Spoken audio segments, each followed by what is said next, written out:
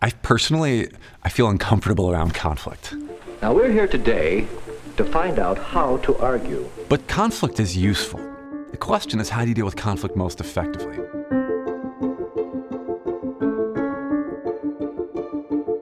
Here we go.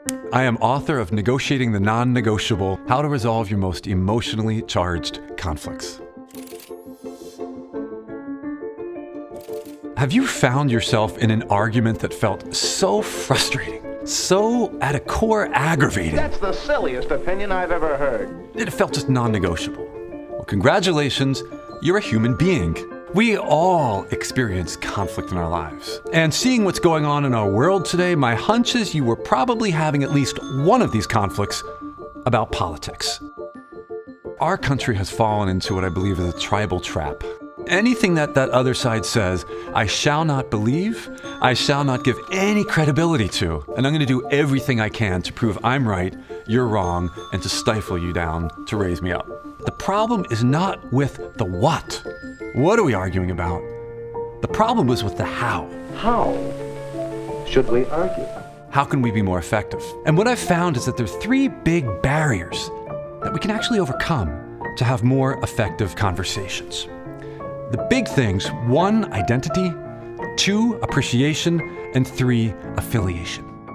Let's start with identity.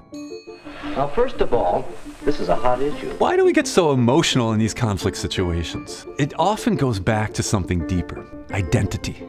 What are the core values, the core beliefs that are feeling threatened inside of you as you're having that conversation with the other side? The moment your identity gets hooked in these conflicts, all of a sudden your emotions become 100 times more powerful. Boy, this is a wholly different conflict now. It's now your pride. Your sense of self is on the line.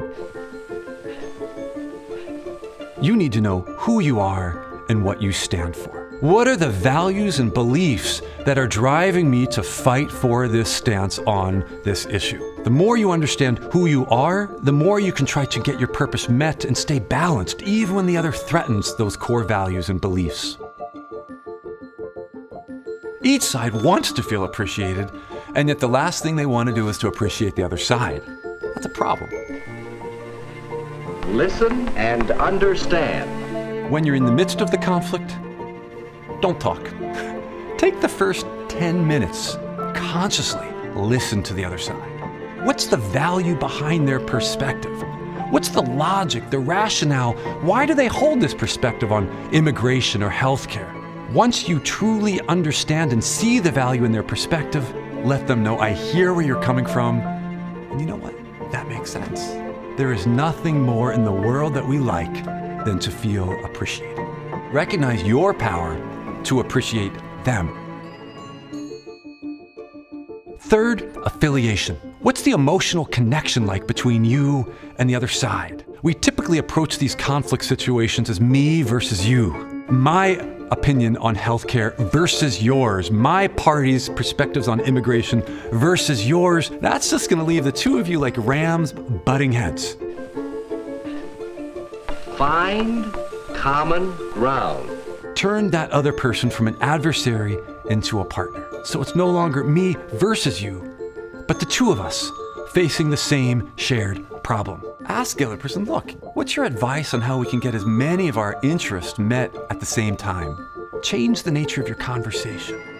Now you put these three things into practice, it can transform your relationships. Imagine what would happen if we started a revolution, but a positive revolution of greater understanding, greater appreciation, greater affiliation. How we could transform politics, how we could transform our country and ultimately our world. I believe it's possible, but it starts with each one of us. Get smarter, faster with videos from the world's biggest thinkers. To learn even more from the world's biggest thinkers, get Big Think Plus for your business.